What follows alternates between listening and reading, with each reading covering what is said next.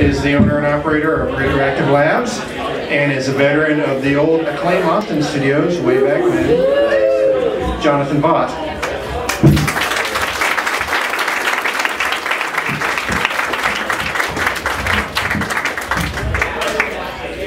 Hello, I am Johnathon Vought, and I did work.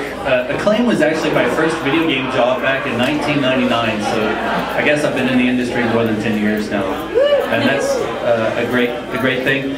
Part of that, and I would go ahead and do more, but I'm not really interested in being biographical today.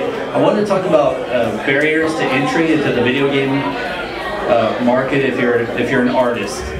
One of the things, like the first thing, with the other speakers today, and with John saying, don't ask for a job at this event, but at other events, you want to network and get things going and do those kind of things. But I want to stick to my little note here.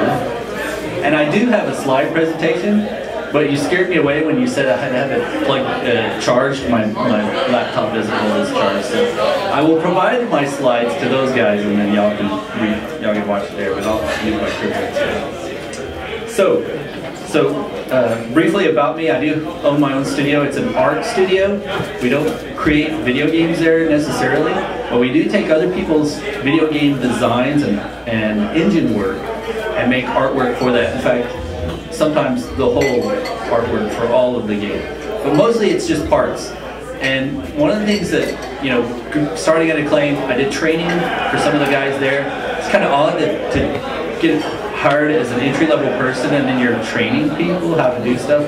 But somehow that's I started off doing that, and ever since then, in the last 5 years, I've been teaching as well as doing my own business, but just as an adjunct teacher for ACC and Gemini School.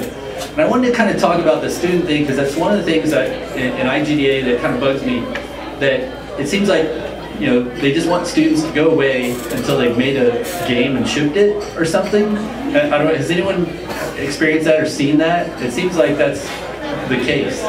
And I know that's a problem for programmers and designers as well, but I have some solutions on the art side.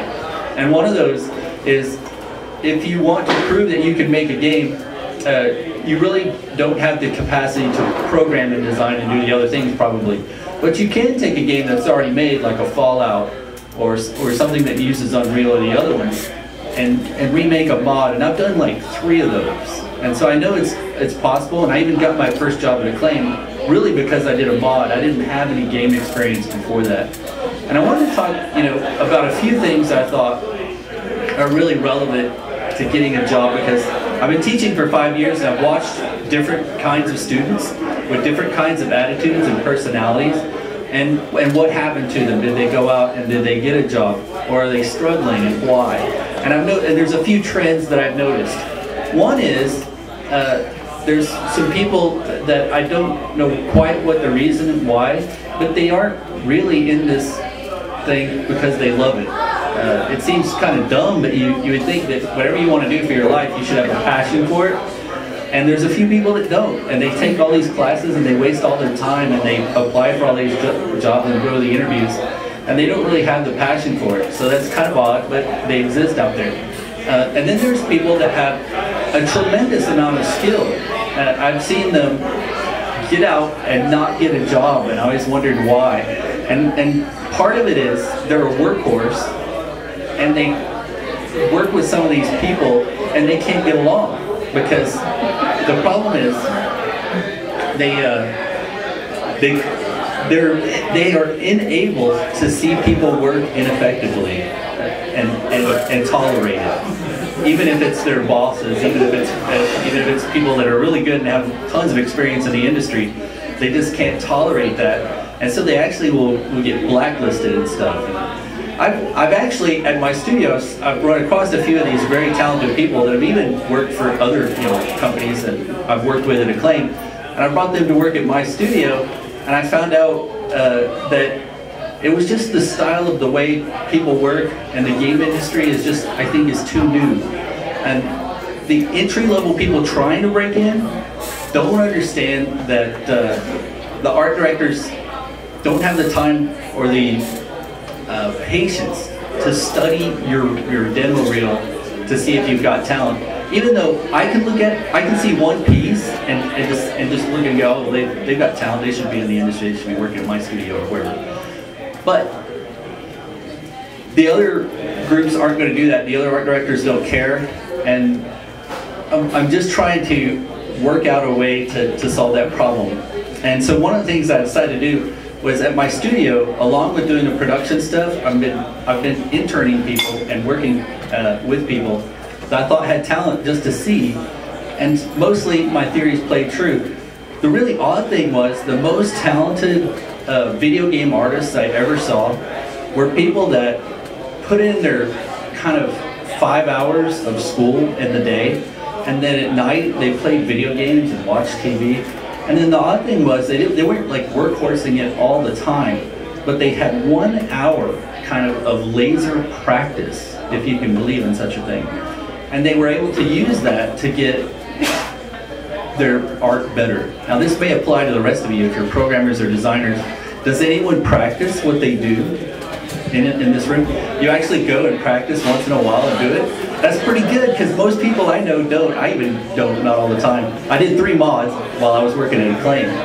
But I still feel like if you're not practicing, maybe that's part of the passion thing, I don't know.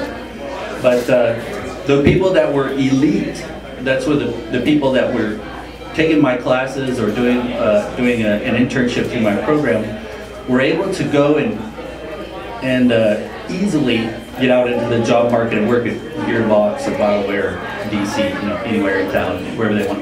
I actually had one student, 3 different studios were kind of fighting over Junction Point and BioWare and another one.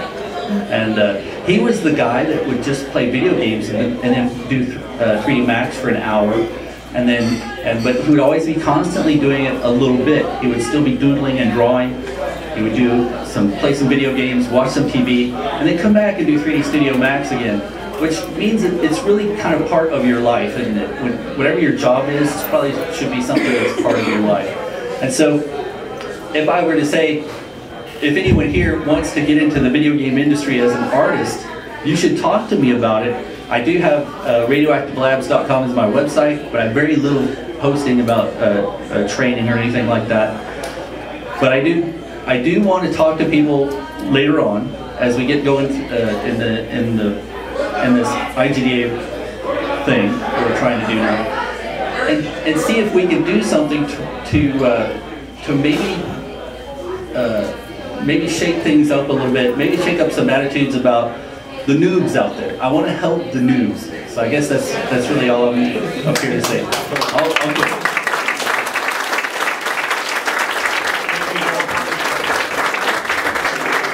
We have come to our last speaker tonight. Before you all run away, I just wanted to remind you about the comment cards that you're passed out. If you did not get one, I will give you one.